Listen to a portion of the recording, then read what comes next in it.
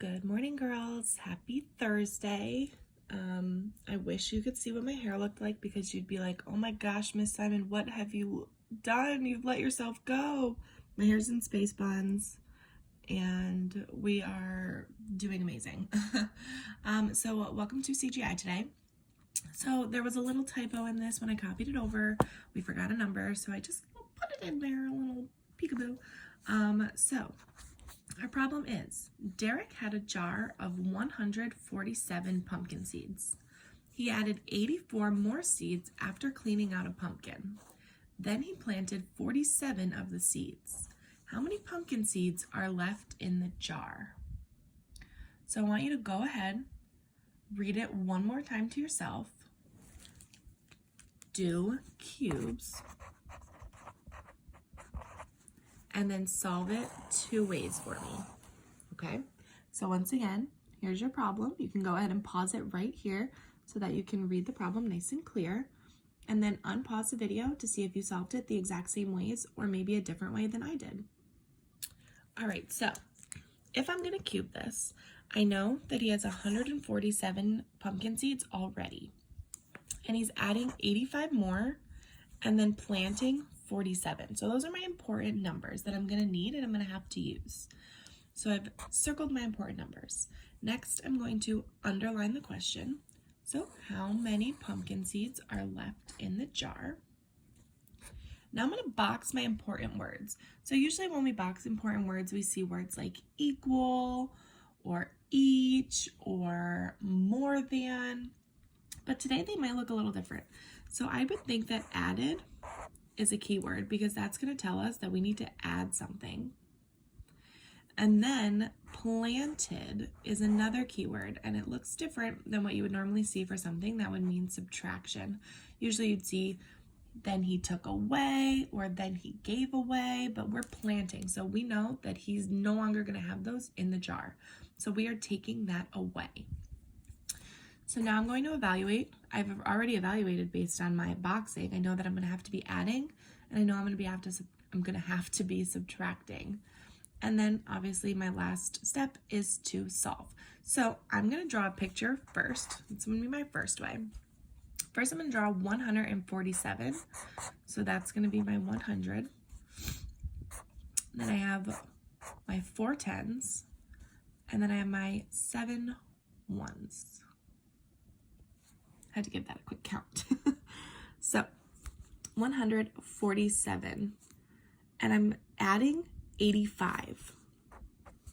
So I'm adding 1, 2, 3, 4, 5, 6, 7, 8 because I have 8 tens and 85. And I'm adding my 5 ones. So when I add those all together, I'm going to have 1, 2, 3, 4, 5, 6, 7, 8, 9, 10, 11, 12 ones.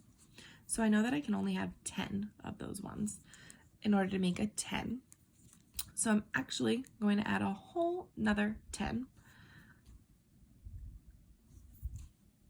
So it's gonna look really bizarre how we're going to add it up, but first we're just gonna draw them all in. So 1, 2, 3, 4, 5, 6, 7, 8, 9, 10, 11, 12.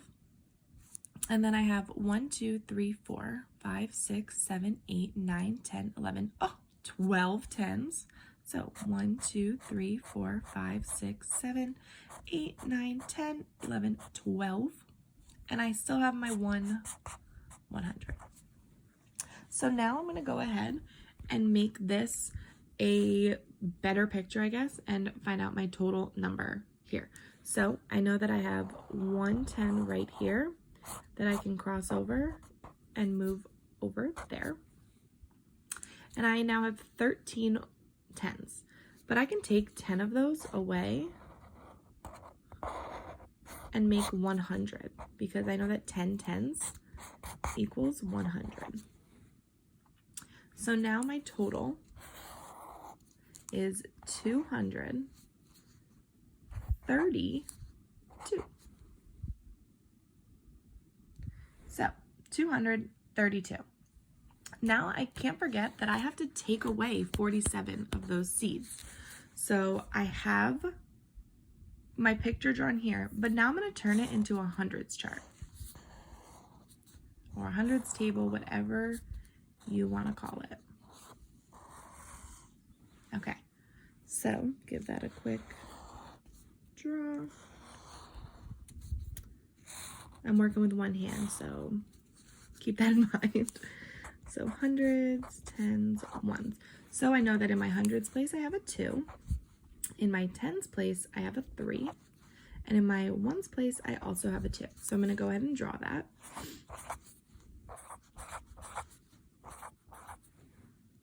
And now I need to take away my 47. Okay, so can I take away from the ones place the 7 that I need to? I cannot. So I need to go to my tens place and move it over. That 10 creates 10 ones. Not just one 1, it creates 10 ones. So I've crossed it out and I've moved them over. Now I can take 7 away. 1, 2, 3, 4, 5, 6, 7. So I'm left with 1, 2, 3, 4, 5. Now, do I have enough tens to take away the 4 that I need to? I do not. So I need to go to the hundreds place, cross it out, and decompose it. Remember that word decompose, break apart. So that breaks apart into 10 tens. 10 tens equals 100. So now I can take away 4. 1, 2, 3, 4. I'm left with 1, 2, 3, 4, 5, 6, 7, 8. And I don't have to take away any hundreds or do anything like that because I was only subtracting a 10 and a 1. So I'm left with 185. But you never know, that could be the wrong answer. So I'm going to go ahead and check it with my second way, which is just normal straight up subtraction and addition. 147 plus 85. 7 plus 5 is 12. 8 plus 4 is 12, plus 1 is 13. Carry the 1. 1 plus 1 is 2. 232, that matches my answer that I had here. So let's see if it'll match at the bottom once we subtract 47.